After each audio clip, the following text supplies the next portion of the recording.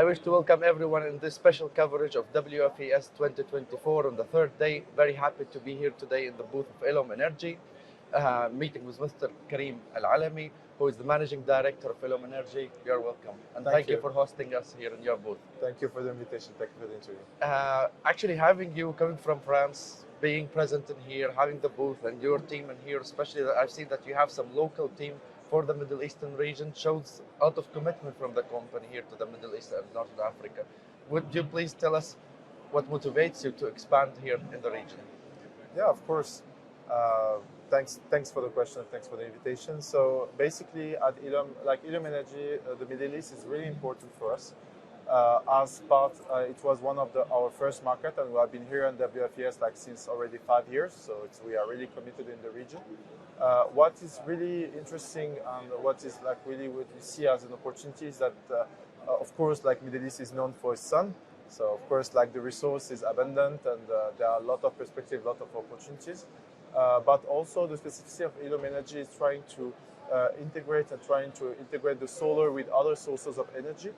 So we have seen that there are some countries that do have, let's say, grids that are unstable and that do rely on diesel generators in order to provide that.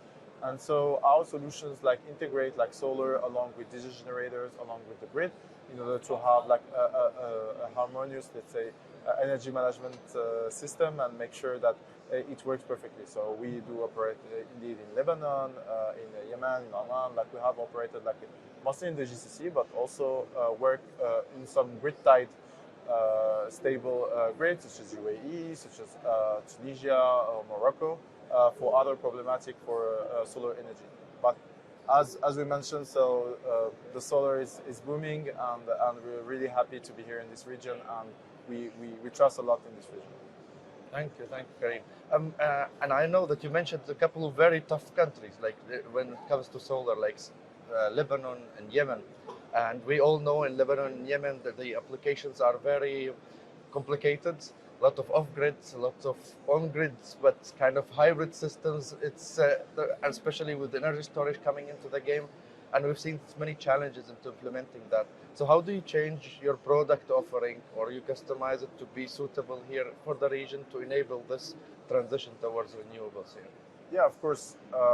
The main challenges here is that you have to provide a product that is simple to integrate, because as you mentioned, like you have a complexity in terms of topology, in terms of electrical configuration, in terms of let's say solar installations, etc. So you have to be very flexible, and you have to give like a product that is simple and where actually you can assist. And this is also something that is important, is that we have invested also in some support in local languages, Arabic, English, French, like covering, let's say, all the languages of the MENA region.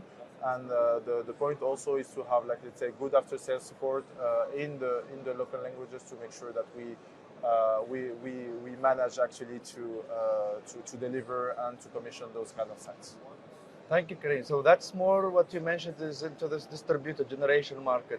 But how about the utility scale, big PV solar parks? Do you have a product offering in that range? Yeah. Thank you for this question. So indeed, like for utility scale, we do offer now solutions. We have started this like 2-3 years ago. We started it first in Europe, and now we're expanding it in the Middle East. We did like some nice project in Morocco, some nice project in Tunisia, and we look forward also to work in the Middle East, as like also this market is kind of trending in terms of booming, and also that the regulation is favorable like for this kind of applications, and that the political and financial, let's say, the financial regulation, the financial conditions are met in order to arrive to this utility scale products. Okay, great. And I'd like to ask you, like, I know that you are present here also yourself with some local staff in the region, but do you have you established partnerships with local players in here at different levels? Maybe you can tell me a couple of examples, if possible. Yeah. Of course. The main point, and this is also something that is important for us, is to be close to our customers, to be close to our partners. So the main point here is to establish local presence via distributors in those countries. So we have managed to establish some good collaborations, like multi-years like in the region, for example in Morocco, for example in Egypt, for example in Lebanon, in UAE, etc. So we are really proud of it, and we are looking to seek more local distributors, local partners on site to establish our local presence via partners. And this is something that we believe is strong, and we believe is also an added value for our customers and for our partners. Great. And to be honest, my own opinion after discussing with Karim, Rawad, and their colleagues, that this is not just a solution provider or a product that you buy off the shelf and you do it yourself. There's a huge expertise that is in-house in here.